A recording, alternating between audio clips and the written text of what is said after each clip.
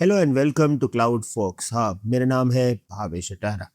AWS में एक service है AWS config.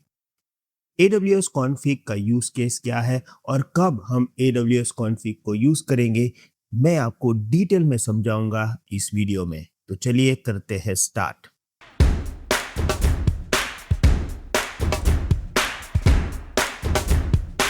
Basically AWS config हमें हमारे 3 क्वेश्चन का आंसर करता है।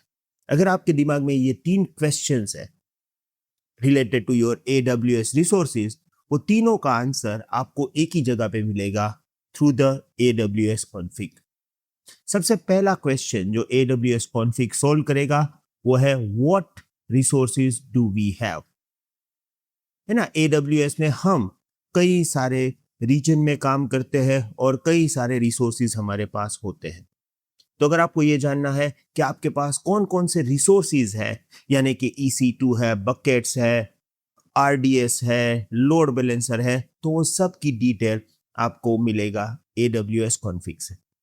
देखिए, ये जो सभी डिटेल्स है वो डायरेक्टली नहीं मिलेगा। जैसे अगर मैं यहाँ पे AWS कॉन्फ़िग में जाऊंगा तो मुझे कोई भी डिटेल नहीं मिल रहा। क्यों? क्योंकि AWS कॉन्फ़िग को आपको इनेबल करना पड़ेगा। AWS कॉन्फ़िग में रिकॉर्डिंग इनेबल करना पड़ेगा। एक बार जब आप रिकॉर्डिंग इनेबल करोगे, बाद में ही आपको डिटेल मिलेगा।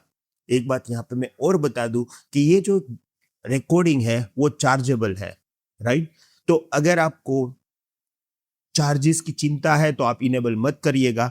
बट बेस्ट वे ये है कि मैं आपको जब हम डेमो करेंगे तब इनेबल करके सभी डिटेल्स आपको दिखाऊंगा, जिससे आप कॉन्फ़िग के बारे में सब कुछ जान सकते हो। आपको अगर चार्ज पे नहीं करना है so no need to worry, आप इस सीरीज को पूरा देख लीजिएगा तो आपको सब कुछ समझ में आ जाएगा, राइट? तो सबसे पहला क्वेश्चन जो एक्चुअली AWS कॉन्फ़िग सॉल्व करता है वो है कि मेरे पास कौन कौन से रिसोर्सेज है, वो आपको AWS कॉन्फ़िग बताएगा। दूसरा क्वेश्चन बहुत ही इंपॉर्टेंट है, हाउ आर दे कॉन्फ़िगर्ड। मैं आपको है ना एक एग्जांपल से समझाता हूं। जैसे मेरे पास एक EC2 इंस्टेंस है, मान के चलिए मेरे पास एक EC2 इंस्टेंस है, राइट? अब ये जो EC2 इंस्टेंस है, जब मैं EC2 डैशबोर्ड में जा रहा हूं तब मुझे बता रहा है कि ये T2 मीडियम है। ओके, अब मुझे ये जानना था कि जब मैंने बनाया था तब ये T2 मीडियम था, या किसी IAM यूजर ने इसको एक्चुअली T2 माइक्रो में से अपग्रेड कर दिया है T2 मीडियम में। तो क्या होता है, आपको कॉन्फ़िग में जाके ये पूरा रिसोर्स हिस्ट्री मिलेगा। जैसे आपके पास कोई EC2 इंस्टेंस है तो वो कब T2 माइक्रो था, कब वो T2 मीडियम बनाया, उस रिसोर्स की पूरी हिस्ट्री आपको AWS कॉन्फ़िग में मिलेगी। मैं एक और एग्जांपल देता हूं। जैसे आज सुबह आप जब ऑफिस आए तो आपको पता चला कि आपके पास एक बकेट था S3 में और वो बकेट अभी पब्लिक है।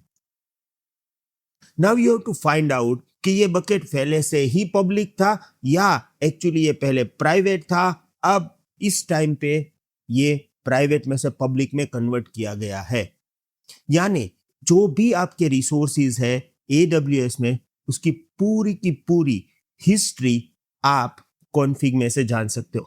Keep this in mind again कि अगर आपको ये हिस्ट्री ट्रैक करना है तो आपको यहां से पहले कॉन्फ़िग इनेबल करना पड़ेगा, रिकॉर्डिंग इनेबल करना पड़ेगा, जो हम आगे इस सीरीज में देखने वाले हैं। पर ये इनेबल करना जरूरी है और आपको आपके रिसोर्स की पूरी हिस्ट्री मिलेगी।